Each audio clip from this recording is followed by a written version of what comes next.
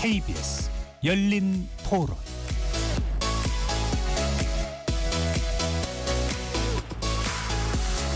안녕하십니까? KBS 열린 토론 배종찬입니다.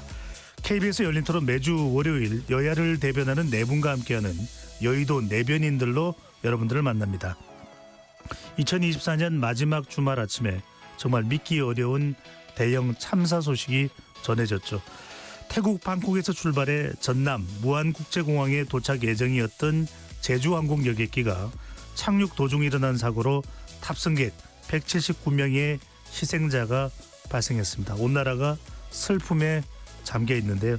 비상기관과 탄핵 전국 속에서 최상목 경제부총리가 대통령 권한 대행으로 재난 컨트롤 타워 역할을 수행하고 있고, 정치권도 정쟁을 잠시 내려놓고 사고 수습에 총력을 기울이고 있는 모습입니다. 오늘 여의도 내변인들 시간에서는 제주항공 여객기 참사 이후 혼란스러운 국정사항을 면밀히 살펴보겠습니다. KBS 열린 토론 지금부터 시작합니다. 치열한 토론 속에서 더 나은 세상을 찾아갑니다.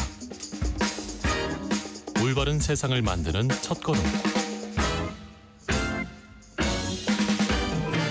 평일 저녁 7시 20분 KBS 열린 토론.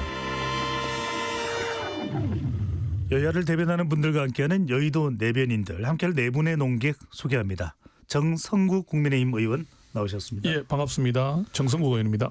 한민수 더불어민주당 의원 나오셨습니다. 안녕하십니까, 한민수입니다. 윤기찬 국민의힘 법률위 부위원장 자리해 주셨고요. 네, 안녕하세요, 윤기찬입니다. 조기현 더불어민주당 법률위 부위원장 나오셨습니다. 네, 안녕하세요. 조기현입니다. KBS 열린 토론 문자로 참여하실 분은 샵 9730으로 의견 남겨주실 수 있고요. 단문 50원, 장문은 100원의 정보 이용료가 붙습니다. KBS 1라디오의 모든 프로그램은 유튜브에서도 함께할 수 있으니까요. 많이 들어와 주시고 구독 꾹 눌러주시고 좋아요도 많이 보내주시면 좋겠습니다. 네 분과 본격적인 토론 시작하기 전에 제주항공 여객기 참사와 관련한 전문가 의견 먼저 들어보고 오겠습니다. 아시아나항공 기장 출신으로 현재 가톨릭 관동대학교 항공운항학과 학과장을 맡고 계신 정윤식 교수님 연결합니다. 정 교수님. 예, 안녕하십니까. 정윤식입니다.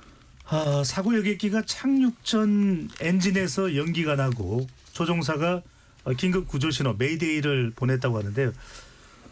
먼저 궁금한 것이 엔진 쪽에 이제 문제가 발생한 것으로 그렇게 보도가 되고 있습니다. 현재 조류 충돌이 가장 유력한 원인으로 언급되고 있는데, 조류 충돌로 인해서 엔진에 직접적인 문제가 생길 가능성 얼마나 되는지요?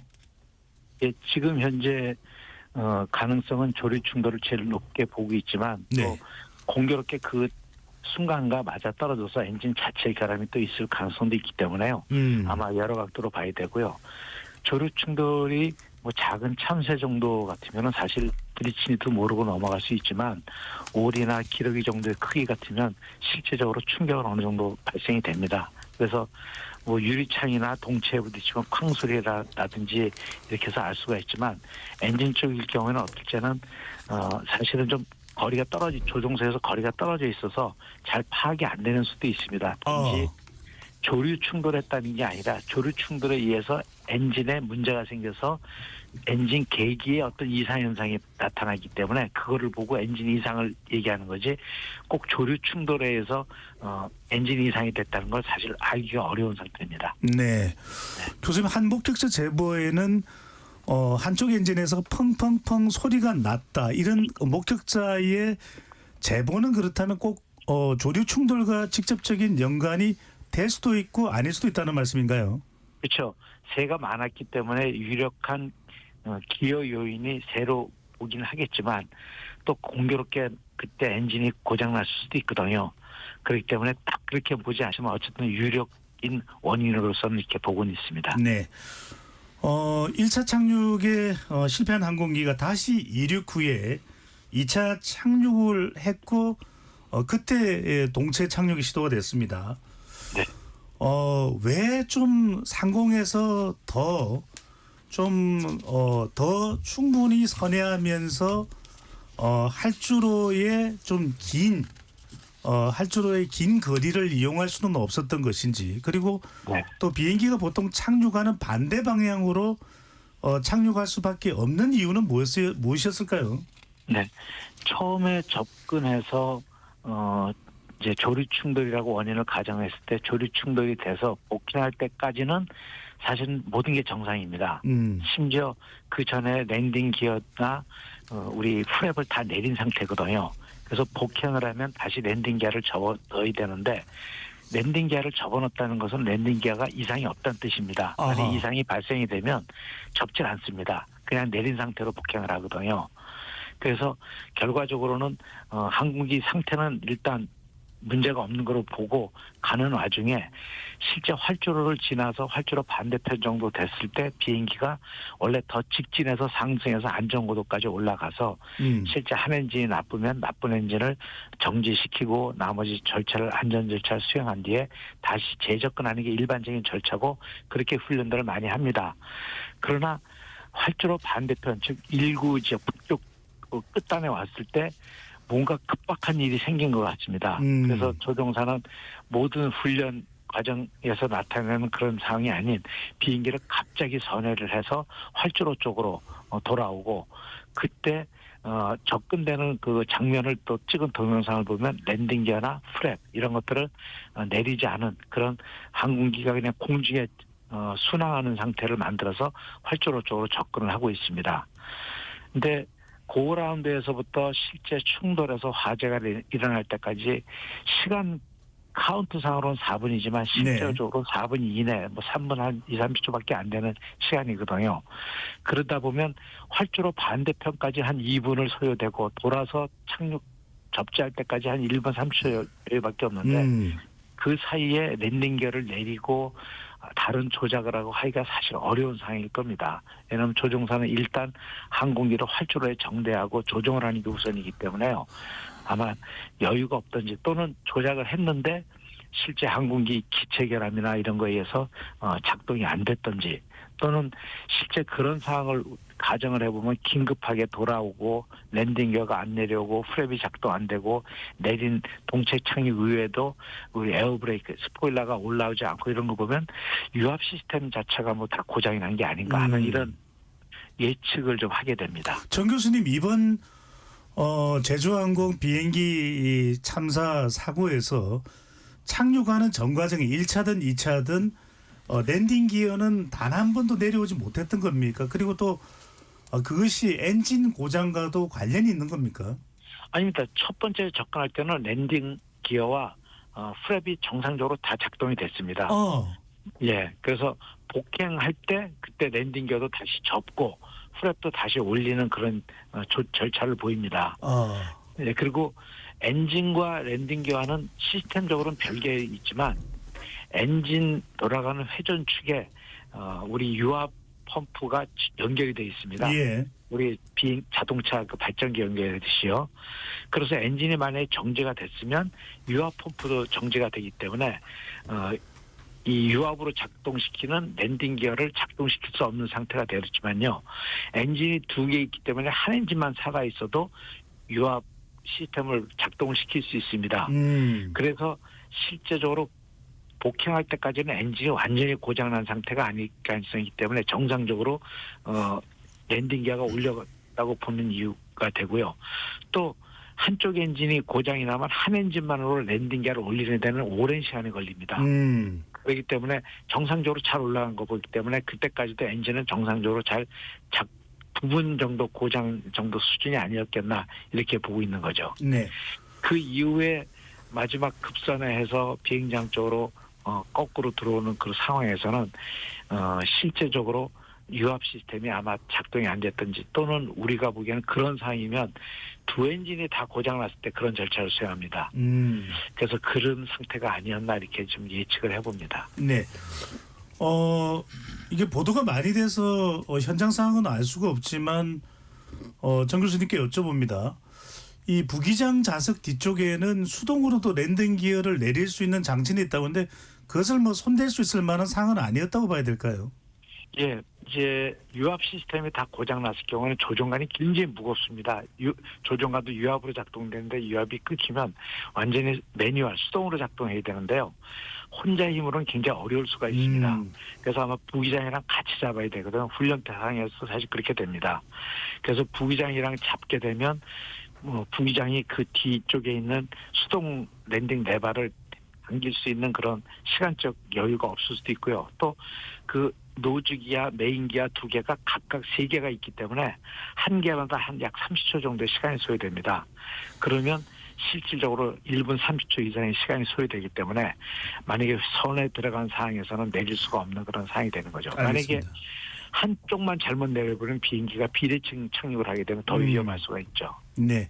네. 많은 이야기들이 나옵니다만 전문가들의 또 설명이 아니면은 잘못 전달되는 내용이 있어서 여쭤봤습니다.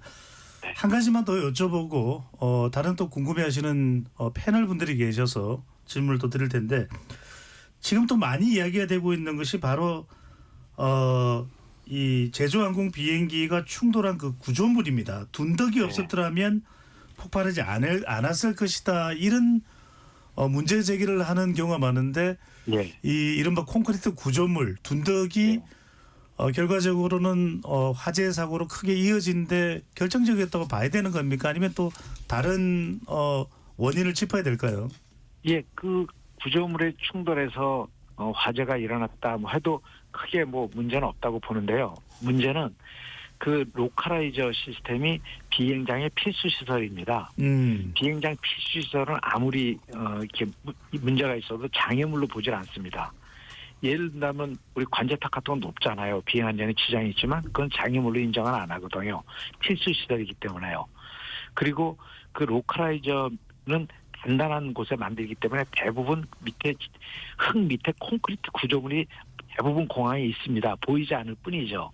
근데 무한공항은 그 지점이 활주로보다 이렇게 밑으로 돼 있기 때문에 활주로 표면과 맞추기 위해서 구조물을 이렇게 위로 튀어나온 것처럼 보이게 되는 거거든요. 실제는 튀어나온 건 아니지만요. 그리고 그 부분에 또 콘크리트가 바로 보이니까 흙을 좀 이렇게 쌓았지만 실제적으로 거기는 활주로가 아닙니다. 비행기가 와서 부딪힌 게 잘못된 거지 예. 그게 있어서 부딪힌 건 아니거든요. 음. 그러니까 예를 들어서 옛날에 그 부산에서 도태산에 중국민항이 충돌했을 때 충돌해서 야 그럼 산이 왜 거기 있는 거야? 산 치워 하는 소리랑 똑같은 거예요. 알겠습니다. 근데 만약에 또 속도가 적은 상태면 도리어 그게 비행기를 세우는 그런 저항 역할을 잘 했을 거예요. 또 그때는 결과적으로 아유 그게 있어가지고 비행기를 세워서 참 좋았습니다. 이렇게 얘기할 수 있는 거기 때문에 예. 결과적인 얘기로는 사실 얘기하기가 좀 곤란합니다. 예. 네. 교수님 저기 스튜디오에 민주당의 한민수 의원 그리고 국민의힘의 정성구 의원 두 분이 계시는데 간단한 질문 좀 드리도록 네. 하겠습니다. 먼저 한민수 의원부터요. 예, 교수님, 저 더불어민주당 네. 한민수입니다. 네, 반갑습니다. 지금 반갑습니다, 용 교수님. 지금 말씀하신 대로 처음에는 랜딩 기어가 나왔다가 네. 복행을 하는 과정에서 있었는데 그걸 다시 넣고 그 다음에는 이제 동체 착륙할 때 안 나왔다고 보시는 네. 거잖아요. 안 나온 건지 네. 아니면 의도적으로 안 내렸을 수도 있습니다. 아, 의도적으로 안 내릴 수도 있다. 예, 시간 관계상요. 그러면 그 불과 진짜 한 3, 4분 사이에 네. 비행기가 이렇게까지 여객기가 악화됐다는 거는 아까 말씀하신 대로 세대 충돌은 있었지만은 그래도 랜딩 기어가 나올 수 있는 여러 가지 이렇게 장치나 방법들이 있었는데 하나도 구동이 안 됐고 네. 그 이유가 진짜 뭔지가 궁금하고요. 그 다음에 예. 그 조종사들 저도 이렇게 보면은 그래도 피해를 최소화하기 위해서 마지막에 선택을 하는 거 아니겠습니까? 네. 훈련도 되고 하니까. 네. 그러면 이번에도 이게 기장이나 부기장님이 그런 선택을 하셨을 거라고 보는데요. 네. 그런데 결과적으로는 참 안타까운 참사가 벌어졌습니다. 그러면 예. 이거는 조종사들이 선택할 수 없는 상황에 처했다고 보는 게 맞는 건가요? 합리적인가요? 먼저 예. 랜딩 기어라든지 이런 걸 작동시키지 않았는지 예, 못했는지. 예. 고장이 나서 못 내린 건지는 사실은 그건 좀 이제 우리 비행 기록 장치로 확인을 좀 해야 되지만요. 예. 지금 현재 나오는 현상들을 보면 네. 두 엔진이 고장 났던지 아니면 유압 시스템이 완전히 고장 났던지 아니면 전기 시스템이 완전히 고장 났던지 하는 그 셋 중에 하나입니다. 근데 전기 시스템이 고장 났을 도 어느 정도 처치는 또 가능하거든요. 예. 그러다 보면 실제적으로 유압 시스템과 상승도 못해서 추력을 얻지 못했기 때문에 예. 두 엔진이 다 문제가 있지 않아 조류 충돌할 때 우측 아니나 좌측도 같이 다 새가 들어간 게 아닌가. 그게 초기에는 나타나지 않았지만 예. 상승하는 과정에서 추력을 최대로 쓰게 돼 있는데 예. 그때 더 악화가 된 게 아닌가 예. 하는 생각이 들고요. 예. 두 번째 그 말씀하신 예, 동체 착륙 이제 예. 조종사들이 선택을 예, 그거는 예. 실제적으로 동체 착륙은 훈련 자체가 사실 없습니다. 그거는 네. 뭐 그러나 그 앞에 바다가 있는데 바다에 내리면 어떠냐 하지만 실제 바다는 표면 장력 때문에 예. 거의 돌에 부딪히는 거랑 똑같은 상황이 되거든요. 그리고 비행기가 부서진 뒤에 익사가 될 가능성이 크기 때문에 조종사는 그야말로 안전이 확보된 개화할지는 있는 활주로로 내리는 거를 예. 안전에 최우선으로 하기 때문에 아마 예. 활주로로 택한 것으로 보입니다. 그래서 예. 그 보이스 레코더를 이제 음성 기록 장치에서 조종석에서 알겠습니다. 어떠한 의사 결정을 내렸는지 보고 그 당시에 그게 최선의 의사 결정이었지만 결과적으로 나쁜 건지 의사 결정 자체도 잘못된 건지는 조금 더 이제 보이스 음성 기록 장치하고 비행 기록 장치를 확인해야 아마 나올 것 같습니다. 정 교수님 여기 국민의힘의 정성구 의원도 질문하러 가는데 짧게 좀 답변 부탁드리겠습니다. 네, 알겠습니다. 교수님 안녕하십니까? 네, 예. 반갑습니다. 교수님 이거 뭐 여러 가지 의문이 많지만 저도 한 가지만 여쭤보겠습니다. 네. 그 비행기가 이제 반대편 그 쪽으로 이제 가서 사실은 착륙을 시도했지 않습니까? 네. 근데 그 반대편에서 착륙을 시도할 때도 활주로를 다 활용하지 못하고 예. 활주로의 한 3분의 1 지점 정도의 착륙을 시도해서 그 길이가 짧아졌다는 이야기도 있던데 네. 왜 그렇게 뭐 급박한 상황인 건 충분히 이해가 되지만 네. 반대편 활주로를 이용하기 위해서도 일단 활주로의 첫 출발 지점으로서 만약에 동체 착륙이 됐다면은 예. 그 마찰에 의해서 더 멈춰서는 것들이 더 쉬워졌을 수도 있는데 어떤 예. 급박한 상황이 있었길래 그 활주로조차도 제대로 활용하지 못하고 네. 그 3분의 1 지점 정도에서 동체 착륙이 시작됐는지가 참 궁금합니다. 네. 말씀하신 대로 제한지에 접지했으면 충분히 활주로상에서 이제 제동이 될 가능성이 충분히 높고요. 예. 실제 조종사가 반대편 활주로 책상공에서 선회를 시작했습니다. 그러면은 한 바퀴 돌면 다시 원위치가 되지 않습니까? 제자리로. 그래서 선회 반경 때문에 동쪽으로 거의 1.5km 정도를 벗어나게 됩니다. 그래서 거기서 활주로 쪽으로 정대를 한 게 거의 3분의 1 지점이 됩니다. 실제 만약에 제한지 접지를 하려고 19방향 쪽으로 틀면 활주로로 거의 90도로 들어오는 게 되기 때문에 착륙 자체가 불가능하거든요. 예. 그리고 목측 자체가 높았기 때문에 목측을 수정할 수가 없어서 결국은 3분의 1을 멀리 원거리 접지를 했다 이렇게 보는 것이 맞습니다. 예. 결국은 여건상 어쩔 수 없이 활주로를 반을 지나서 3분의 1에 닿지 않았나 이렇게 판단하고 예, 있습니다. 알겠습니다. 학 과장님 오늘 말씀 감사합니다. 네, 감사합니다. 고맙습니다. 내일 감사합니다. 열린 토론에서는 오늘 인터뷰 응해주신 정윤식 가톨릭 관동대학교 항공운항학과 학과장을 비롯해서 전문가분들과 함께 공개된 자료들을 바탕으로 더 깊이 있는 분석을 진행하도록 하겠습니다.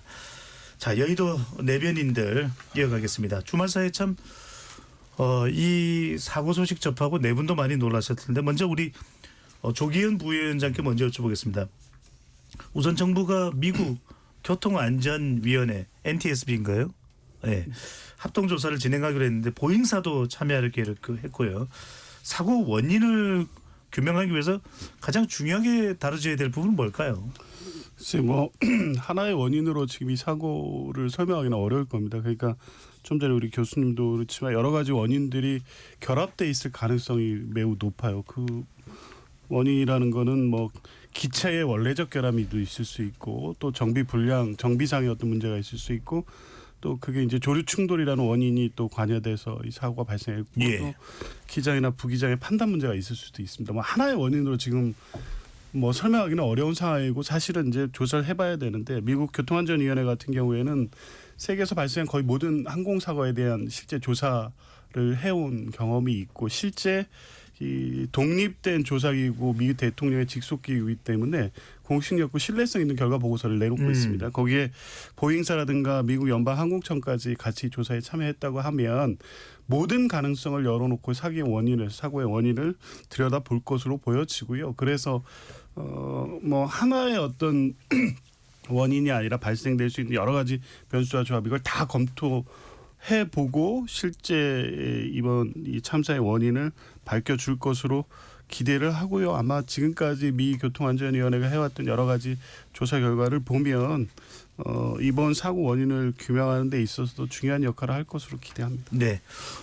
보잉 관계자도 오늘 국내로 들어왔다는 소식도 들리고 있는데 정 의원님 일단 우리 국민들은 상당히 같은 기종의 비행기에 우선 또 상당히 공포심이 생길 수 있을 것 같습니다. 그래서 사고 여객기와 같은 기종의 제주항공 여객기 오늘 또 랜딩 기어 이상으로 향하는 일도 있었다고 하는데요. 보잉 B737-800 기종입니다. 보잉 B737-800 기종이 국내에서 101대가 운영되고 있다는데 특별 점검을 실시하는 방안 필요할 것으로 보이는데요. 예, 저도 제가 뭐 항공 전문가는 아니지만 오늘 많은 기사들을 좀 찾아봤죠. 이번 기회에 뭐 굉장히 충격적인 사건이었기 때문에 지금 우리 그 보잉 B737-800기 101대 중에 우리 지금 저가항공이라 하는 뭐 제주항공, 티웨어, 튀웨이, 진에어 같은 이런 항공사에 있는 비행기들이 다 해당이 됩니다. 예, 뭐 이스타도 10대가 있고요. 그래서 이게 다양하게 지금 우리 회사들이 이 그 기종을 갖고 있어요.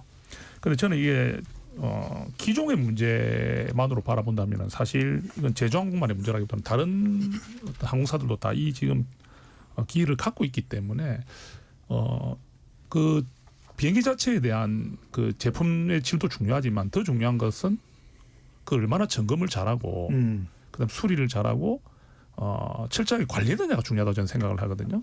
그 자동차가 제품이 뛰어나고 안 뛰어나고에 따라서 사고가 난다기보다는 그 점검하고 하는 것들이 굉장히 좀 비슷하다고 생각을 합니다. 그래서 이번 기회에 그 저는 뭐 이게 지금 요 기종만 가지고 특별 점검을 해야 된다 생각하는 것보다는 이번 기회에 우리 모든 항공사들이 자체 그 기종에 대한 여러 가지 그 기종에 대한 특별 점검을 다 들어가야 된다고 저는 생각을 해요. 이게 어느 하나의 문제라고만 치부해버려 가지고 거기만 점검 들어간다면 국민들이 거기에 대해서 신뢰할 수 있겠습니까? 안심할 수 있겠습니까?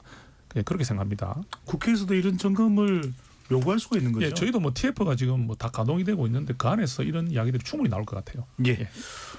윤기찬 부위원장께는 또 하나 나오고 있는 목소리가 이 무안공항이 이 상당히 조류 자체가 많은 곳이었다.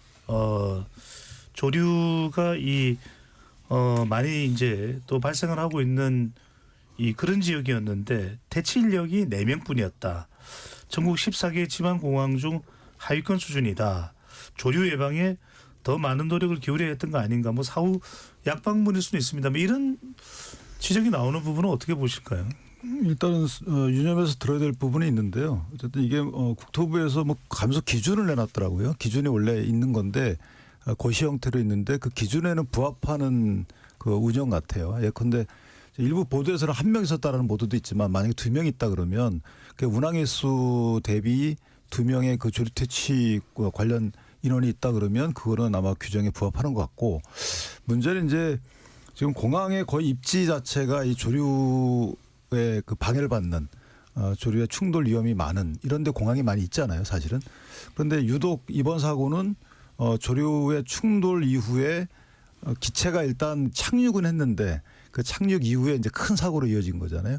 그래서 조류와 충돌 사고가 과연 이번 그 대참사의 단독 원인이냐 아니면 뭐 다른 또 원인이 여기 결부되어 있는지에 대해서 저는 복합적으로 이걸 감안해야 된다. 예컨대 관련 기종에 대해서 회항 사례들을 분석해서 회항의 진정한 이유들이 뭐였는지에 관련돼서 이걸 연합적으로 좀 점검할 필요가 있다. 지금 이걸 만약에 조류 충돌로 단순 이런 원인으로 치부하게 되면 사실은 다른 것들 설명이 안 돼요. 이 지금 버드 스트라이크라는 게 많이 있잖아요. 근데 이 정도의 대참사로 이어진 경우는 저는 없는 것으로 제가 알고 있거든요. 그렇다면 뭔가 다른 원인들을 폭넓게 원인 규명에 좀 열어놓고 검토해야 되는 게 아닌가라는 생각을 하고 만약에 이 조류 충돌이 진짜 치명적인 원인이었다 그러면 앞으로 국토부나 관련 고시 기준이나 그다음에 뭐 여러 제도적 또는 장비들도 많이 도입을 해야 되겠죠. 그래서 일단 원인 규명이 선행된 뒤에 그 원인에 대한 분석 또는 저감 대책 이런 것들로 이어져야 되는 게 아닌가 이런 생각입니다. 무엇보다도 정확한 정보 전달이 우선돼야 될 것 같습니다. 그러니까 조류 서식지 문제가 마치 무안공항만의 문제인 것처럼 또는 할주로가 짧았던 거 아니냐는 얘기가 나오는데 전문가들의 이야기는 전혀 또 그렇지 않다라는 또 진단도 나오기 때문에 한 의원께서 무안을 다녀오셨죠. 예, 자, 중요한 게 지금 정말 망연자실한 유가족들일 겁니다. 정당별로 TF를 구성하고 있는데 예. 이것도 같이 구성하면 안 됩니까? 같이 할 부분들이 있으면 예. 또 같이 상임위도 같이 하고 있기 때문에 국토위도 하고 그래서 대책을 충분히 정부가 수립할 수 있을 거라고 봅니다. 예. 네. 자 일단은 유족들 지원할 부분들이 많을 텐데 뭐 식사라든지 유족들이 궁금한 것에 대해서 뭐 소통 채널이라든지 이런 부분들은 어떻게 지원이 되고 있습니까? 정부 차원에서도요. 예, 정부에서도 뭐 저기 이제 권한대행 추상무 권한대행 바로 오셨고 우리 민주당 같은 경우도 참사가 나자마자 바로 이제 특별 대책위를 만들었습니다. 만들고 팀도 본부도 3개 본부를 만들어 가지고요. 현재로서 이제 상황본부가 있고 항공참사 대책위 만들어서 상황본부에서는 저희가 국토교통위원장이 맹성규 의원이 맡고 계십니다. 예. 이렇게 본부장으로 해서 이제 사고 수습과 사고 원인을 밝히는데 좀 규명할 거고요. 지금 유가족분들이 정말로 이건 뭐 청천벽력 같은 소식이기 때문에 이 애통함을 금할 길이 없는 것 같습니다. 그래서 이제 또 사고 수습 지원단도 저희가 꾸렸습니다. 거기는 이제 행안위원장을 맡고 계신 국회 신정훈 의원을 위해 예. 본부장으로 해서 거기에서 이제 피해자 유족들 정말 이 실질적 피해 지원이 될 수 있도록 지금 대책을 세우고 있고요. 또 피해 가족 지원단도 만들었습니다. 만들어서 이제 지금 무안공항 2층에 저희들이 또 상담센터까지 만들었거든요. 그 유족들이 보니까 신원 확인이 아직도 좀 유족들 입장에 볼 때는 더디기 때문에 많이 안타까워 계십니다. 그래서 그걸 지원할 수 있도록 현장에 저희 당대표도 지금 계속 오늘도 주무시고 계시는데 그래서 유족들 말씀 잡고 그 울고 계시는 분들을 어떻게 위로할 수가 없는 거예요. 네. 말씀 듣고 그래서 조금이라도 이 DNA 검사가 신속하게 이루어질 수 있도록 저희 민간 쪽하고도 연계를 시키고 지금 전남 경찰청에서도 그렇게 하겠다고 또 서두르고 있습니다. 유족들은 이미 돌아가신 슬픔에다가 또 신원 확인이 안 되는 또 슬픔이 있기 때문에 그 지원할 수 있도록 애를 쓰고 있습니다. 그리고 이렇게 해서 신원 빨리 확인하고 유족들이 조금이라도 빨리 마음을 추릴 수 있도록 우리 민주당도 앞장서서 돕겠습니다. 네. 구비님 상황은 어떻습니까? 예, 저희도 뭐 지금 권성동 내대표 오늘 아침에 또 같이였고 또 권영세 비대위원장 오늘자로 또 이제 비대위원장이 되었습니다. 되었고 또 비대위도 다 구성이 됐습니다. 예. 그래서 또 지금 내려가신 걸로 알고 있고요. 또 우리 국민의힘의 여러 의원님들 그 어떤 직책을 맡고 있지 않는 분이라더라도 지금 갈 수 있는 분들은 가셔가지고 지금 함께 이제 지금 같이 사고 수습을 하고 있거든요. 지금은 아까 우리 말씀하신 대로 뭐 민주당이다 국민의힘이다 이런 게 중요한 게 아니고 네. 유가족에 대한 지원이라든지 또는 이게 사고 수습에 대해서는 이게 좀 빈틈없도록 같이 함께 해야 될 것 같아요. 이게 지금 뭐 우리 권한대행께서 지금 이제 총괄하고 계신다 하지만은 초유의 사태 아니겠습니까? 권한대행께서 지금 이제 부총리가 지금 권한대행을 하고 있기 때문에 예. 이런 부분이 굉장히 무거운 일에 대해서 우리가 정부에만 맡겨둘 수 없는 부분이기 때문에 우리 당도 우리 국민의힘도 지금 모든 역량을 다 동원해서 이번 사고 수습이라든지 피해 보상, 진상 규명 여기에 적극적으로 협조할 지금 마음을 갖고 있습니다. 알겠습니다. 여야가 정말 힘을 모아서 수습 대책에 좀 강구를 해주시면 좋을 것 같습니다. 조 부위원장께 여쭤보겠습니다. 이게 정부가 무안을 특별 재난 지역으로 선포를 했습니다. 특별 재난 지역 선포로 어떤 지원이 이루어지는지 궁금합니다. 그러니까 우리가 우선 홍수가 일어났을 때는 그 지역에 직접적인 피해가 나니까 특별 재난 구역의 대처를 이해가 됐는데 이번 경우에는 항공기 이제 참사입니다. 이런 경우에는 어떤 지원이 이루어지는지 궁금합니다.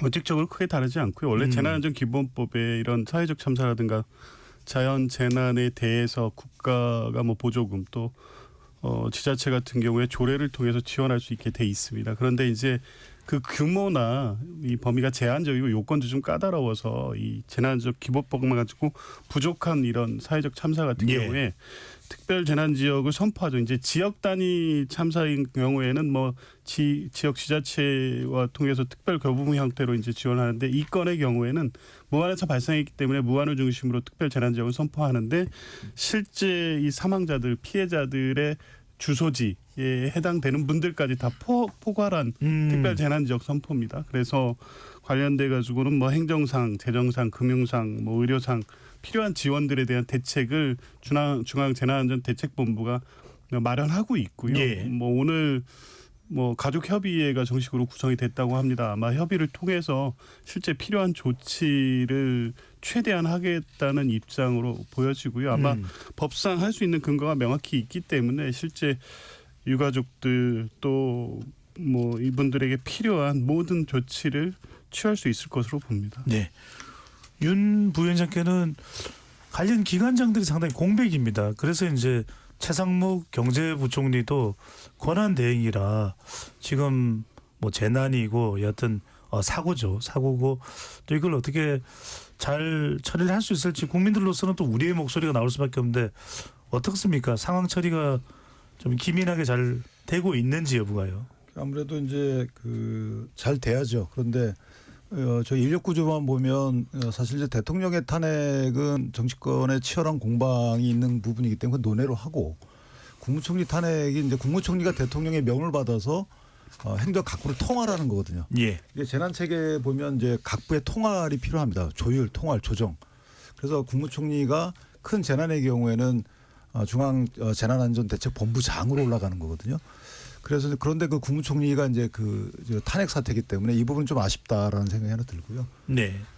지금 최상목 경제부총리가 열심히 하고 계시지만 어쨌든 통화를 해본 적이 없는 이 경험이 좀 없다라는 부분이 좀 조금 이제 걱정이 되는 부분이 있고 또 하나는 중앙 재난안전대책본부가 원래는 행안부 내에 있는 조직입니다.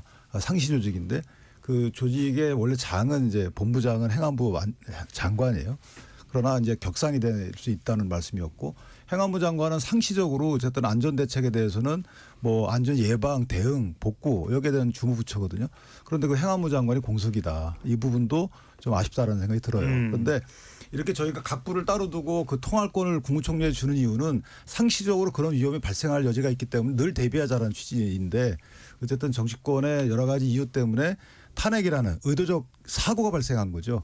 그래서 뭐 거리가 발생했거나 또는 신병에 문제가 생겼거나 이런 게 아니고 정치권의 공방으로 인한 탄핵 사태로 인한 사고 사태가 발생을 했기 때문에 이거는 좀 아쉬운 부분이 없잖아 있다. 네. 그래서 앞으로는 이런 부분이 좀 자제됐으면 좋겠다는 생각이 들고 그럼에도 불구하고 어떠한 형태 어떤 뭐 강요 구성이 됐든지 간에 지금 맡은 분들은 최선을 다할 거고 기존에 총리를 보좌했던 국무조정실이라든지 대통령 비서실 등은 마치 대통령이 있는 것처럼 총리가 있는 것처럼 권한 대행을 보좌해야 될 것이다. 그렇게 일단 당부를 드리고 싶습니다. 상황상에는 한 의원님 민주당의 협력도 사고 수습에 상당히 중요할 수밖에 없을 것 같은데요. 그럼, 어떻게 보시는지요? 예.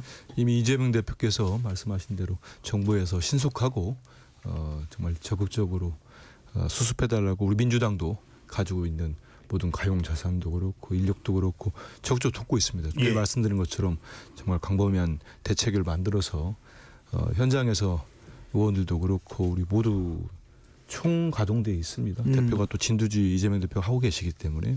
근데 저는 우리 윤 대변인 윤기찬 변호사님 말씀대로 우리 공직사회가 충분히 저는 일을 할 수 있을 거라고 보고 있고요. 그리고 우리 공무원들이 다들 정말 몇 분들 빼고는 국민을 위해서 봉사하는 분들이 많이 있습니다. 이런 국가적 참사에서 더욱더 능력을 발휘할 거라고 봐요. 다만 하나만 좀 간단하게 짚으면 이게 정치적 공방에 의한 탄핵이라는 표현을 쓰셨는데 그건 전혀 다르다. 그 국무총리 탄핵이랄지 행안부 장관 탄핵, 뭐 대통령 본인이 저지른 일 때문에 그런 거고 왜 탄핵이 벌어졌습니까? 정말 대한민국 국민 누구 하나 그 계엄을 도모했던 그 조무르기 같은 수십 명 그분들 말고 대한민국 누구 하나 심지어 계엄군까지 알았겠습니까? 대통령이라는 분이 네. 내란 수계가 돼가지고 12월 3일 날 비상계엄을 하고 내란 사태를 일으킬 거라고 대한민국 누가 알았겠어요. 그래서 탄핵이 이뤄질 수밖에 없었다. 그 점은 좀 말씀드리고 싶습니다. 네. 탄핵과는 좀 구분할 필요가 있다는 말씀은 한 의원께서 해주시고요. 정 의원님 오늘 이제 이 비대위원장으로 임명이 된 거죠. 예, 권영세 예. 국민의힘 비대위원장인데 예. 그래서 이런 사고 수습 또 국정 공백 상황이 벌어지면 안 된다는 차원에서 여야정 협의체를 다시 거론했거든요. 예. 어떤 목적과 또 의도가 있다고 봐야 될까요? 예, 오늘 권영세 비대위원장께서 이제 임명이 되시고 비대위원들도 다 구성되고 당직들도 또 다 구성이 됐습니다. 그리고 지금 이제 국가적으로 보면은 대외 신인도라든지 여러 가지 위기가 많잖아요. 그죠? 그래서 지금 대행의 대행이라는 표현을 지금 쓰고 있는데 이런 상황에서 우리 최상목 권한대행에게만 모든 책임을 맡기고 각자의 일을 열심히 하고 그걸 맡기기에는 지금 상황들이 굉장히 엄중합니다. 그러다 보니까 지금은 정말로 여야 정의 함께 움직여야 되는 시기다. 특히 이번에 이번에 있었던 이 참사가 또 있었기 때문에 이런 부분들을 다 이제 헤아리기 위해서는 최상목 부총리 권한대행 한 분의 그 권한으로서 해나가기에는 굉장히 절체절명의 지금 위기 상황이라고 볼 수 있기 때문에 권영세 비대위원장께서 오늘 또 한 번 더 적극적으로 그 협의체 구성을 제안을 드린 것 같고요. 민주당에서도 이제 곧 답이 오지 않겠습니까? 그리고 우리 또 이런 여야적 협의체가 이제 돼서 국가 애도 기간이 또 1월 4일까지이기 때문에 그럴 때는 우리가 국민들의 그 어떤 심정이나 그런 애도에 맞춰야 됩니다. 맞춰야 되고 국민들의 눈살 찌푸리는 그런 부분은 하지 않아야 되겠죠. 그래서 그런 부분에 대한 논의들이 우리가 또 있어야 되고 또 급한 이런 여러 일들도 해결해야 되기 때문에 저는 뭐 좋은 반응이 있지 않겠나 이렇게 기대를 한번 해봅니다. 예. 윤 위원장님 오늘 권영세 비대위원장이 비상계엄과 대통령 탄핵으로 불안과 걱정을 끼쳐드린 점 집권 여당의 비대위원장으로 국민 여러분께 깊이 사과드린다라고 했는데 이 사과가 일종의 국민 공감을 받을 정도로 보시는지 또는 당내도 사실은 아직까지 완전히 통합되지 않았다는 분석도 있거든요. 당내 통합에는 어느 정도의 도움이 된다고 보시는지요? 일단 권영세 비대위원장은 이제 되신 거죠. 비대위원장이 됐고 비대위원들은 이제 상임위원국에서 추인을 받아야 되는데 어쨌든 이번에 비상계엄도 사과하고 탄핵도 사과를 했어요. 두 가지 다 사과를 했다는 부분은 국민께 드리는 사과 겸 또 당원께 드리는 사과가 저는 병존해 있다 이렇게 보는 것이고 거기에는 당을 단합시켜서 혁신과 변화를 이끌겠다라는 일단은 처음에 의사 표현을 한 거고요. 또 하나 이제 비대위원 인선된 비대위원 면면을 보게 되면 당의 화합을 우선시하겠다. 뭐 당의 화합이 돼야지만 사실은 이제 거대 야당인 민주당을 상대로 해서 정책적 대결을 할 거 아니겠습니까? 당의 화합이 안 된 상태에서는 사실 뭐 대결할 수 있는 기반이 없기 때문에 그런 입장에서 여러 가지 조치를 취해 나가지 않을까라는 생각이 들고 마지막으로 이제 이 제도적 보완에 관련된 장기 논의도 시작을 해야 되는 것 같다라는 생각이 들어요. 지금 여러 가지 사태들이 국민께 뭐 좀 불경한 사태들도 있고 한데 이런 부분들이 제도적으로 보완하기 위해서는 개헌 논의도 좀 촉발이 돼야 되는 부분이 없잖아 있다. 이 논의가 얼마나 지속될지 모르겠지만 개헌을 통해서 제도적으로 보완하는 이런 그 공론의 장도 만들어 나갈 필요가 있다. 아마 거기에까지 이르지 않을까라는 생각을 해요. 조 위원장님 어떻게 보십니까? 이 더불어민주당을 향해서는 이제 사법이 할 일은 사법에 맡겨놓고 권영세 비대위원장의 발언입니다. 국회는 국회의 역할을 할 때 그 다음 발언이 주목을 받는 것인데 줄 탄핵으로 국정 마비시키면 그 피해는 국민에게 돌아갈 수밖에 없다. 한덕수 권한대행에 대한 탄핵소추 또 최상목 권한대행에 대한 탄핵 위협 이 부분은 이제 거론한 걸로 보는데 어떻게 보시는지요? 또 죄송합니다. 그 말씀하시면서 또 입법 폭거를 멈춰달라 이런 말씀을 하셨습니다. 줄탄핵 이런 얘기 있고요. 글쎄요, 이게 민주당과 이 국정 협의를 하겠다는 의지가 있다고 받아들여지지가 않아요. 그러니까 지금 국민의힘의 어떤 전반적인 상황을 그대로 반영한 오늘 입장문이었다고 보는데 어떻게든 비상계엄이라든가 이 내란 사태의 국민적 어떤 분노 이 부분의 의미를 축소하고 또 그에 대해서 밝힌 입장도 불안과 걱정을 끼쳐드린 점 죄송해요. 이거 윤석열 대통령이 그 비상계엄 내란 이후에 계속 똑같이 쓰는 표현입니다. 이 국민들이 느낀 충격과 공포 지금까지 이 문제에 종지부를 찍지 못하게 가로막고 있는 국민의힘에 대한 비판이 분명히 있는데 불안과 걱정 수준으로 이 얘기가 이렇게 정의된다는 게 아직도 권영세 비대위원장께서도 이 문제의 심각성에 대해서 국민들께 죄송하고 사과에 진정한 의사가 없다고 받아들일 수밖에 없고요. 사법에 할 일은 사법에 맡기자 이 얘기를 하실 거였으면 다른 얘기 다 빼고 헌법재판관 3인 문제는 매듭짓고 하겠습니다. 이 얘기를 했으면 그러면 됩니다. 다른 얘기 다 필요 없어요. 그다음에 특검의 문제든 수사의 문제든 지금 뭐 이제 체포영장까지 나왔으니까 기관이 수사기관이 하겠죠. 제일 중요한 첫 출발점이 헌법재판관 3인의 임명 문제였습니다. 이 얘기만 꺼냈다고 하더라도 다른 부분에서 민주당을 비판했다고 하면 네. 그래도 문제 해결에 어떤 의지를 갖고 있는 생각이 있으시구나 이렇게 평가를 할 수 있을 텐데 저는 지금 국민의힘의 지금 상황을 그대로 대변한 입장이어서 뭔가 협의를 하고 대화를 하고 이 문제를 같이 풀어갈 것을 기대하기가 어렵다. 알겠습니다. 이렇습니다. 여의도 정치 상황에 대해서도 우리 청취자분들 많이 궁금하실 텐데요. 2부에 좀 더 깊숙이 들어가도록 하겠습니다. KBS 열린 토론 로고 듣고 돌아오겠습니다.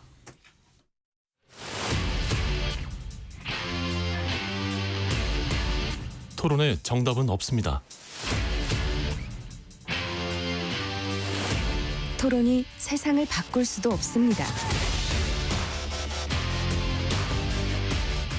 하지만 질문은 새로운 세상을 만들 수 있습니다. 질문으로 올바른 세상을 만드는 첫걸음 KBS 열린 토론.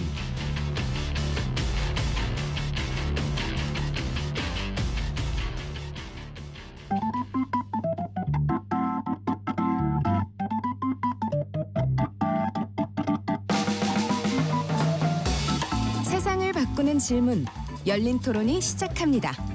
KBS 열린 토론은 언제나 열려 있습니다. 단문 50원, 장문 100원의 유료 문자 샵 9730 그리고 KBS 어플리케이션 콩으로 여러분의 의견을 남겨주세요. KBS 열린 토론 2부 이어가겠습니다. 여의도 내변인들 시간입니다. 스튜디오에 조기현 더불어민주당 법률위 부위원장, 윤기찬 국민의힘 법률위 부위원장, 한민수 더불어민주당 의원, 정성국 국민의힘 의원 네 분과 함께하고 있습니다. 자, 정성국 의원, 한민수 의원 두 분께 먼저 여쭤봐야 될 것 같습니다. 자, 정말 어느 국민도 바라지 않는 그런 항공기 참사가 발생을 했는데요. 자, 이게 또 이제 탄핵 정국 속에서 발생한 거라서 조금 의견이 나눠지고 있습니다. 이 비행기 참사 수습 동안에는 일단 정쟁은 좀 미뤄두자 라는 의견, 또 한편으로는 아니다, 탄핵 심판 절차도 중요하고 이걸 같이 전개해 나가야 되는 것인지 따로 굳이 구분할 이유가 없다. 먼저 한민수 의원은 어떤 생각이신지. 여기서 이제 우리가 이제 현명하신 우리 국민들이 다 판단하실 것 같은데요. 구분하시면 됩니다. 정쟁이라 함은 본인들이 배출한 대통령이 저렇게 헌법을 전임 장 대표인 한동훈 대표가 분명히 규정을 했죠. 유연적인 헌정 질서 문란이고 이건 막아야 된다. 근데 거기에 대해서 탄핵에 반대를 하고 정말 그렇게 해서 지금 해결이 안 되고 있습니다. 내란이 지속되고 있어요. 그리고 여야가 합의했던 헌법재판관 추천 절차를 국회가 다 이행을 했습니다.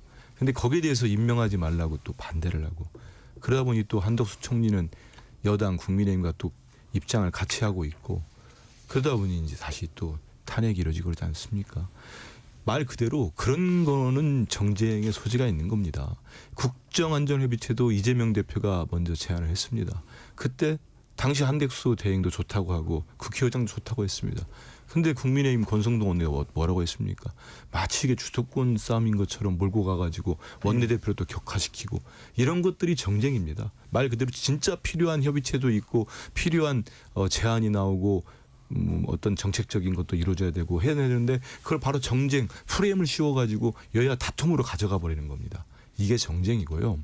헌법재판관 3인은 지금 우리가 이 내란 사태를 조기에 종식할 수 있는 방법은 딱 두 가지입니다. 이건 국민들 다 합니다. 우리 여기 있는 5명 다 알아요. 첫째는 내란 수교 윤석열 씨에 대한 신속한 수사가 이루어져야 됩니다. 체포하고 구속영장 치고 구속되고 이게 하나가 있습니다. 수사가 빨리 이루어지는 거. 그래서 내란 특권도 빨리 통과가 돼야 됩니다. 아니, 공포가 돼야 됩니다. 두 번째 하나는 헌법재판관 3인. 지금 헌재도 헌법재판관 임명에 아무 문제 없다. 대법원도 아무 문제 없다. 헌법학자도 모두 아무 문제 없다. 정치학자도 아무 문제 없다. 심지어는 국민의힘이 추천한 헌법재판관 후보자도 임명이 맞다고 합니다. 유일하게 반대하는 게 지금 저는 뭐 정 의원님 아니라고 생각합니다만 국민의힘의 지금 지도부를 구성하고 있는 친윤들인 거예요. 알겠습니다. 그래서 정쟁으로 가지 말고 우리 국민들께 정말 일상을 빨리 되돌려 드렸으면 좋겠습니다. 네, 정 의원님 생각은 어떠신지요? 좀 참사 수습을 위해서 정쟁을 좀 잠시 접어둬야 된다라는 여론, 또 한편으로는 참사 수습과 함께 윤석열 대통령의 탄핵 심판 절차, 또 내란 재임에 대한 체포 조사가 병행돼야 된다는 입장. 그러니까 시간적으로 어느 정도 말미를 두느냐 이런 차원일 것 같은데 어떻게 보시는지요? 그래 뭐 지금 국가 애도 기간이 1월 4일까지라고 지금 발표했죠. 그 기간 안에 뭐 우리가 여야가 서로 국민들이 바라보시기에 정쟁이라 느낄 만한 일들을 하는 것은 자제를 해야 된다 생각하는데 수사와 심판은 또 별개죠.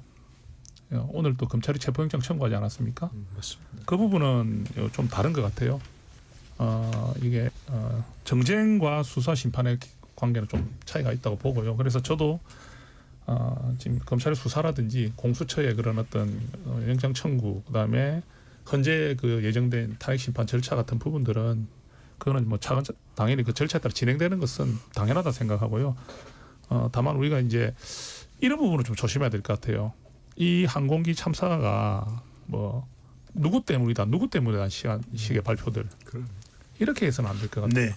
왜냐하면 먼저 계엄 사태로 인해서 우리가 국민들께 큰 어떤 고통을 드린 부분에 대한 또 부분도 이미 잘못이 있고, 그리고 또 이 부분을 또 저희들이 볼 때는 탄핵하면서 이렇게 또 정부를 무력화시키고 국민의 그런 어떤 그 삶을 챙기지 않았던 부분에 대한 비판이 서로가 다 있기 때문에 지금 이 기간만큼은 서로 당신 탓이다 이런 표현들은 자제해야 되지 않겠나.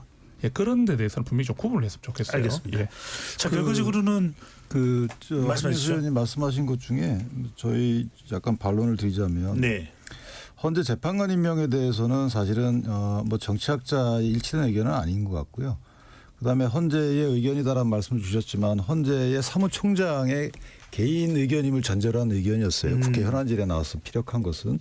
일단 대법원의 입장은 대법원의 대법관은 이제 대법원장이 제청을 하는데 제청을 해서 인사청문회 거쳐서 하잖아요. 그러니까 이거는 제청을 받아가지고 대통령이 임명할 의사로 인사청문 요청안을 국회에 보낸 경우이기 때문에 이건 대통령이 의사표현을 한 거라서 그 이후에 만약에 어떤 사안이 발생했을 때 탄핵이 일어난 거예요. 그런데 헌재 재판관의 경우에는 그 이전에 탄핵이 일어난 거거든요. 그래서 경우가 약간 다르다. 그래서 대법원의 입장이 뭘 의견인지 모르겠지만 경우의 수가 다르다는 의미 하나 하고, 그다음에 헌재 재판관의 거리가 된 것은 이 10월 17일이었어요. 10월 17일 날 저희 생각에는 그때로부터 민주당이 헌재 재판관을 신속히 임명하지 않았다고 보는데, 그 이유는 그 당시에 감사원장, 검사 등의 탄핵 이후에 직무정지 상태를 오랫동안 유지하고 그에 관련된 결정을 좀 신속히 받지 않기 위해서 탄핵의 그 임명에 서두르지 않았다라고 저희는 보는 거예요. 그렇기 때문에 입장이 약간 서로 달라진 것 뿐이지 헌재 재판관 임명을 안 했다고 해서 이게 탄핵 사유냐. 그렇게 따지면 국회에서 2달 동안 헌재 재판관을 선출하지 않은 것은 그러면 헌법 위반 아니냐. 동일하게 적용된다는 의미죠. 또 하나는 국정안정협의체에 대해서 이재명 대표께서 제안을 해 주셨죠. 그 부분은 저희가 늦게 받은 건 맞습니다. 그런데 국정안정협의체하고 한동훈 대표와 그 한덕수 총리가 추진하고자 했던 그 뭐 어떤 협의체하고 이 협의체를 추진했기 때문에 한덕수 총리에 대해서 탄핵 사유를 삼았잖아요. 그거하고 뭐가 틀린 건지. 그러니까 이게 사실은 탄핵 사유를 만들기 위한 그거 아니었나라고 제가 생각하는 이유 중에 하나예요. 이럴 땐 괜찮고 저럴 땐 안 되고 하는 이 부분들이 저는 조금 납득이 안 된다라는 말씀을 드립니다. 조 위원장은요? 그냥 너무 단순하지 않아요. 그걸 묻고 싶은 거예요.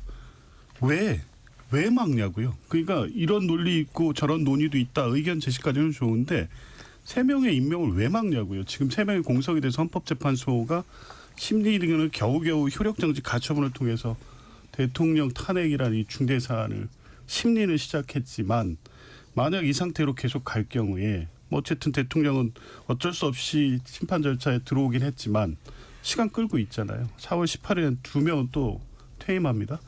지금 시간 끄는 이유 속이 뻔히 보이잖아요. 이거 끌어가지고 어떻게든 혹시라도 윤석열 대통령이 돌아올 수 있는 기회를 얻을 수 있을까. 그게 아니라도 최대한 시간을 끌어서 뭐 그에 따른 어떤 정치적 반사익, 지지 세력의 결집. 이거 노리는 거 말고 왜 안 되는지에 대한 설명을 좀 정확히 해 주세요. 제가 하나만 해드릴게요. 왜 안 되는지. 이미 이게 왜 문제가 생겼냐면 한덕수 총리를 탄핵했기 때문에 더 안 돼요. 그 제적 과반수하고 의결 정지수가 있잖아요. 끝까지 들어보세요. 그러니까 지금 200일이냐 151명 갖고 상당히 혼란이 있었잖아요. 이 부분에 의견이 많이 갈린단 말이에요. 그런데 우원식 의장께서 어쨌든 본인 유권 해석 하셔가지고 151석으로 이걸 의결했어요. 그런데 만약에 여기서 그렇기 때문에 이제 그 탄핵이 되고 직무집 이어졌죠. 권한대행이 이제 최상무 권한대행이 생겼잖아요. 근데 최권한대행이 만약에 이걸 임명하게 되면 임명한 이후에 뭐 권한쟁의 심판의 효력적인 가처분이 받아들여지게 되면 그러면 그 헌법재판관이 가셔가지고 했던 헌법재판들은 어떻게 돼요? 그러니까 이런 복잡한 문제가 생긴 거예요. 그래서 그러니까. 저는 개인적으로 그래서 어떻게 제가 얘기를 했었냐면 한 분 한 분 먼저 임명을 하자. 그리고 나머지 한 분에 대해서는 이견이 많으니까 그분은 차치하고서라도 네. 그렇게 정치적으로 풀어가야 되는 것이지 아니 압박하는 사람들은 잘못된 거고 저쪽에서 임명하지 말라고 압박하는 사람들은 임명하라고 압박하는 사람이 잘한 거예요. 자, 이 주제는 조기현 부위원장 말씀까지 듣고 마무리하겠습니다. 그러니까 한덕수 총리가 임명하지 않음으로써 발생된 결과를 가지고 다시 환원시켜서 문제가 있다고 얘기하면 이건 논리적으로 설명된다고 볼 수 없고요. 그러니까 왜 안 하려고 하냐고요. 이것만 계속 물어볼 수밖에 없어요. 그러니까 그것 때문에 지금 얘기하신 문제가 생긴 거 아니에요. 처음부터 3명에 대한 임명 문제가. 짧게 좀 얘기 좀 할게요. 잠깐만요. 예. 3인에 대한 임명 문제가 이 헌법학자들, 기관들, 국가기관에서 아까 뭐 그 의견에 어떤 다른 측면이 있을 수 있다고 얘기를 하셨지만 아시잖아요. 이거 거의 절대 다수 100위로 치면 99%가 당연히 임명해야 된다. 그러니까 할 수 있다가 아니라 이런 헌법기관의 이 공백 이런 걸 고려하면 해야 된다는 의무로 해석하는 상황까지 왔어요. 안 하고 그래서 다른 여러 사유까지 포함해서 한덕수 권한대행을 탄핵을 했고 이제 그것 때문에 발생되는 문제가 있었으니까 민주당의 책임이다. 이렇게 얘기하면 아니 근데 예, 알겠습니다. 잠깐만요. 예. 요 논의는 여기까지 하고 두 분만 하시면 안 되고. 이어서 정성구 의원께 여쭤보겠습니다. 오늘입니다. 우원식 국회의장이 최상목 권한대행을 만났죠. 헌법재판관 후보자 임명과 내란 특검 후보자 추천을 지체 없이 해야 할 의무 이렇게 얘기했는데 최 권한대행이 헌법재판관 임명을 어떻게 보시는지요? 지금 대행이라는 자체 또 대행이거든요. 그러니까 이게 한덕수 권한대행이 헌법재판관 3명을 임명을 하지 않은 이유 중에 하나가 본인이 권한대행을 하고 있지만 대통령이 아니기 때문에 실질적으로 이 권한을 행사하는 부분이 굉장히 부담이 된다 이런 거였는데 최상목 권한대행은 또 더 제한적이라고 지금 이야기가 나오고 있어요. 네. 본인이. 그러니까 권한대행에 또 권한대행이 된 사람이 앞에 있던 그런 기조를 바꿔서 헌법재판관 3명을 즉시 임명하는 부분들이 결국 쉽지는 않을 것 같다 이런 생각을 하고요. 그다음에 내일 또 특검법 관련해서 내란 특검법, 김건희 특검법 부분이 올라오지 않습니까? 네. 이거 지금 당에서는 일단 요 부분을 거부권을 행사해야 된다는 쪽으로 지금 뭐 이야기가 나오는 것 같아요. 지금 당에서는요? 현재까지 나오는 것 같고요. 그거는 이제 물론 결정은 또 뭐 권한대행이 하셔야 되지만 당에서는 그런 건의를 드리는 쪽으로 지금 이야기가 나오고 있습니다. 그럼 이 부분도 그럼 권한대행이 거부권을 행사하는 부분은 이것도 또 말이 또 있을 수 있어요. 이거는 그러면 뭐 대통령이 할 수 있는 게 아닌데 해야 되는 거를 권한대행이 할 수 있냐 하기 때문에 이 경우에 따라서 지금 이 기준이 명확하지가 않고 그러니까 국민들이 말할 때 의아한 부분이 있지 않느냐. 정 의원님 판단 일단 반대다는 말씀이시고요. 자, 내일 이제 31일, 1월 1일은 또 휴일이니까요. 최상목 권한대행이 국무회의에 이제 내란 일반 특검법 또 김건희 여사 특검법에 대한 의제가 올라갈 텐데 거부권을 행사하는 경우 민주당은 탄핵에 들어갑니까? 아니면 헌법재판관 임명 여부까지 기다립니까? 빌린 말들이 많은데 갑자기 다른 걸 갖고 오셔서. 이걸 다 할 수가 없으니까요. 그 부분 먼저 좀 말씀해 주시면. 저는 그 대행의 대행이란 말은 정말 그런 것들이 프레임 만들어서 공격하는 정쟁이라고 봅니다. 왜냐하면 분명히 이분은 대통령 권한 대행이에요. 뭐 한덕수를 대행하는 거 아닙니다. 우리 헌법에 따라서 대통령을 대행하는 겁니다. 무슨 대행이 대행입니까? 대통령 권한대행 경제부총리 최상목입니다. 분명하죠. 그리고 한덕수 총리에 대한 여러 가지 탄핵 사유 여러 가지 있습니다. 그중에 오늘 좀 전에 말씀하신 우원식 의장이 주문한 게 그겁니다. 헌법재판관 3인 빨리 임명하고 상설특검의 후보자를 지체 없이 추천하라는 겁니다. 한덕수 총리는 명백하게 이거는 직무유기에 걸려요. 왜냐하면 지체 없이 추천하라는데 보름 이상 끌지 않았습니까? 이건 자기 역할을 안 한 겁니다. 만약에 한 대행이 그렇게 얼마나 되는지 모르겠어요. 정말 국민의 힘에 그렇게 탄핵도 반대하고 이런 세력들 혹시나 모른다. 윤석열 대통령 뭐가 혹시 모릅니까? 복귀 못합니다. 그런데 거기에 괴를 같이 해가지고 이런 사태만 만들지 않았으면 최대행까지 가지도 않았고 국정 이렇게 혼란스럽지 않았을 겁니다. 한 의원님 말씀 도중에 죄송한데 우리가 시간이 제한적이라서 얘기하려고요. 이제 거부권을 행사하게 되면 일단 국회의 제의 표결로 가는 것인데 네. 거부권 행사로 바로 탄핵 소추에 들어갑니까? 아니면 헌법재판관 임명까지는 일단 기다리게 됩니까? 일단 거부권 행사하는지 한번 먼저 보시죠. 네. 보시고 거부권의 행사 이유가 있을 거고 네. 또 국회로 법을 넘기면 거기에 대해 저희들이 논의를 할 거고요. 저는 최대행이 재판관 3에 대한 임명을 할 거라고 봅니다. 왜냐하면 이분이 그 윤석열 씨가 그 비상기염 12월 3일 날 할 때 절대적으로 반대했던 두 장관 중에 한 분이라는 거 아닙니까? 외교부 장관과 경제부총리. 왜냐? 이분 두 사람들은 공무원으로 숱하게 수십 년을 했어요. 그래서 이런 말도 안 되는 반헌법적 비상계엄이 내리면 우리 경제가 망가진다. 외교가 망가지는 안분들입니다. 그런 경제부총리이기 때문에 이분이 지금 다시 시간을 끌거나 어떤 이렇게 미뤘을 경우는 우리 경제와 민생이 회복되기 정말 힘든 상황까지 갈 수 있다. 이런 건 잘 알 겁니다. 그래서 헌법재판관 3인 정말 임명하고 하시면은 거기에 대한 것들 여러 가지 저희들이 열린 자세로 한번 또 논의해 보겠습니다. 빨리 네. 재빠르게 임명하시는 게 중요합니다. 윤 부위원장께서는 어떻게 보십니까? 민주당도 상당히 이 탄핵 권한 대행의 또 권한 대행을 탄핵 소추하고 상당히 여론 부담은 되겠습니다만 국민의힘으로서도 헌법재판관 임명에 대한 여론 부담도 있을 테고 또 내란 일반 특검법이나 김건희 여사 특검법이 조정되더라도 계속해서 또 발의가 될 텐데 부담 없지 않을까요? 일단 박형수 원내수석 부대표 말씀 들어보면 이 그 위헌성을 해소하는 방법에 재논의를 할 의사가 있다 이런 얘기를 하고 있단 말이에요. 그러니까 만약에 최대행이 이걸 거부권 행사하면 거부권이라는 게 이 법안을 거부한다는 게 아니고 다시 한번 논의해 줄 수 있는 거잖아요. 재결 논의에 조금 가중된 요건화해서 좀 일치를 해 보십시오라는 거기 때문에 그런 차원에서 위헌성을 이유로 해서 거부를 하게 되면 그 위헌성 제거하는 여야 간에 협의를 하면 되는 거예요. 그러니까 이게 헌법 시스템에 의한 것이지 이게 뭔가 이례적이고 이렇게 하면 안 되고 이런 건 아니에요. 거부 권한입니다. 그다음에 헌법재판소 재판관을 많이 말씀드렸으니까 저도 개인적으로 뭔가 임명을 해야 된다. 2명 정도 이렇게 생각하고 있기 때문에 다만 이게 이제 국회에서도 원래 그 헌법재판소법에 따르면 임기 만료로 헌법재판관이 퇴임하는 경우에는 그 임기 만료 도래 전 30일 전에 선출하게 돼 있어요. 이거 안 하면 이것도 그럼 위헌입니까? 이런 식으로 뭔가 나라의 시스템 다 만들어 가야죠. 그런데 정치 유불리에 따라서 각 정치 집단이 상호간에 주장하는 게 상반되는 부분도 문제가 있다. 그리고 마지막으로 아까 의원님 말씀 중에 하나 보탠다면 저희가 거부권을 이걸 행사해야 된다는 이유는 뭐냐면 이건 행정부 수반으로서 행사해야 된다는 거였고요. 논리는 그렇습니다. 맞는지 안 맞는지 모르겠어요. 그다음에 헌법재판관 임명과 관련된 건 국가 원소의 자격이었던 것이다. 이런 주장이기 때문에 이게 마치 모순된다. 저희 논리에 따르면 모순되지 않는다는 말씀을 다시 한번 드립니다. 조계 부위원장은 주장이니까. 또 여론은 여론이겠지만 또 뭐 외국에서 바라보는 또 시각이라든지 권한 대행을 또 탄핵 소추 또 그다음 뭐 이주호 교육부총리가 권한 대행을 하면 또 탄핵 소추되는 것 아닌가 이런 또 뭐 환율 이야기도 나오고요. 이런 부담도 있을 텐데요, 민주당은요.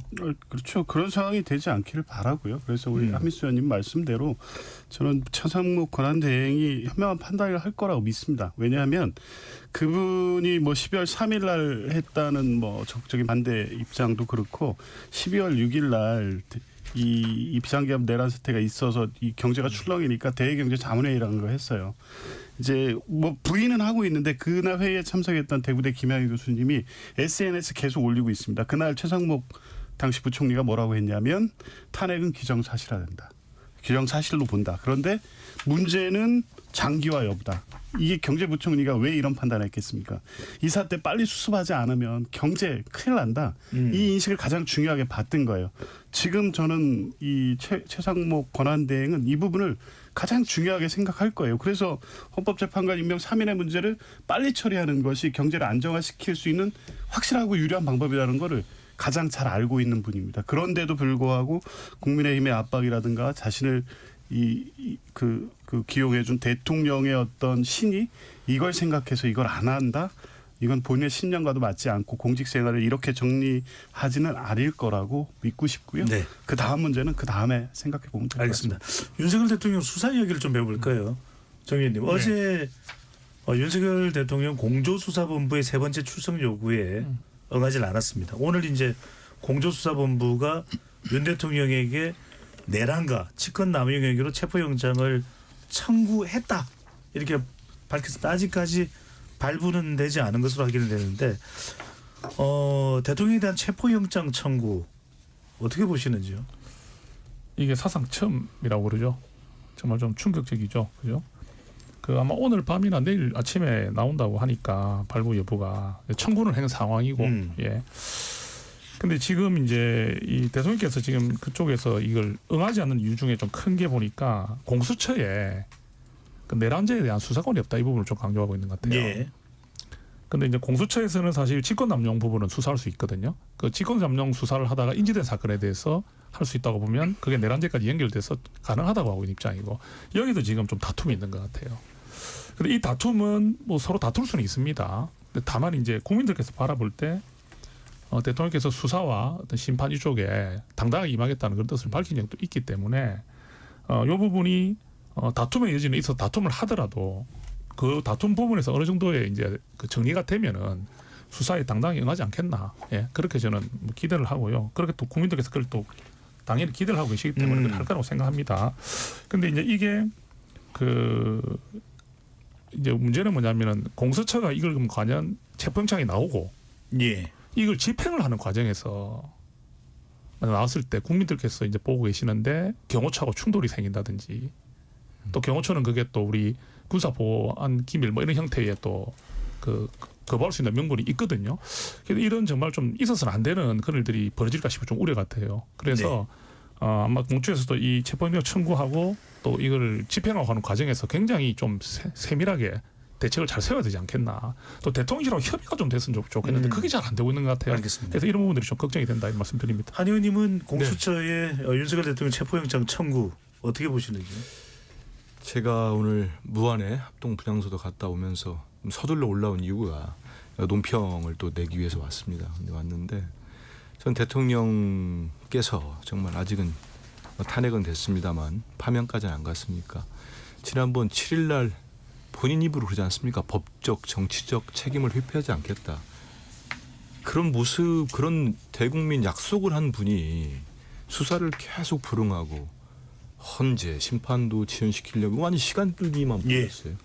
정말 답답한 게 저는 현직 대통령 최초의 뭐 체포영장 청구 자체도 뭐 국민들께 충격을 주겠습니다마는 비상계엄 내란 사태의 조기 종식을 위해서도 만약에 이분이 정말 20대 대통령으로서 선설하신 분 아닙니까? 국민들 앞에 국민의 생명과 안전을 지키겠다고 헌법을 보호하겠다고 준수하겠다고 그러면 지금이라도 이제는 뭐 당당함은 없는 거고요.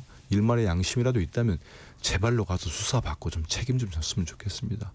제가 한때 윤석열 검사가 박근혜 정부 초기 때입니까? 댓글 조작 사건의 그 기세를 보일 때는 저도 강골 검사인 줄 알았어요. 저도 평가한 적이 있습니다. 지금은 완전히 속았습니다. 제가 정말 밑바닥까지 속았는데 마지막 그래도 그 당시를 기억하는 사람이 우리 국민 중에 조금이라도 있다면 그 국민을 위해서라도 정말 윤 대통령은 좀 당당하게 좀 응하십시오. 그리고 좀 책임지세요. 아니 비상계엄으로 계엄군을 발동하고 계엄군을 국회나 선관위로 끌어들인 분이 그 정도 결기로 비상계엄 했으면 책임져야 되는 거 아닙니까? 그것도 없이 저렇게 일을 저질렀습니까? 대한민국을 엉망진창으로 만들었습니까? 알겠습니다. 윤 부위원장께서는 공수처의 공조수사본부의 체포영장 법원이 이제는 이 발부 여부를 결정해야 되는데 어떻게 될까요? 그리고 실질 집행은 또 가능할까요? 궁금합니다. 일단 그 윤곽근 윤 대통령 측 변호인이 이제 서임기를 냈다고 하니까요.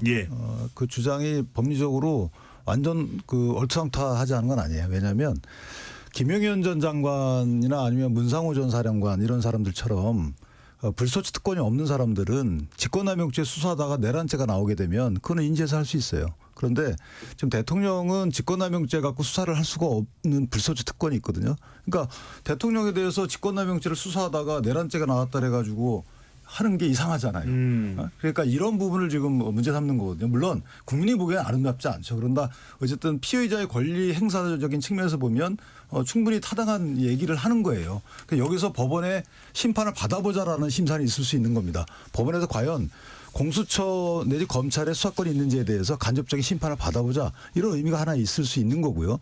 그래서 조사에 응하지 않는다는 게 아니고 이런 사법적인 쟁점에 대해서 하나씩 정리해 나가겠다. 이런 아마 변호인들의 전략이 숨어 있을 수 있습니다. 두 번째는 이제 영장이 나오게 되면 만약에 이걸 집행하는 과정에서 저희가 압수수색 영장의 경우에는 청와대나 이런 데 들어갈 때 관할 그분들의 허가를 받아야 되잖아요. 예. 근데 이거는 이제 체포영장이기 때문에 그런 절차가 필요 없다고 볼 수 있어요. 형소법상. 그런데 문제는 강제 구인을 하는 거죠. 예, 문제는 네. 아까 말씀하신 군사시설보호법이 있습니다. 그래서 이 관저의 경우는 2022년도 10월경인가요? 군사보호시설로 지정이 돼 있어요. 그러니까 국방부 장관 내지 그 시설을 관할하는 사람의 허가가 없으면 못 들어가요.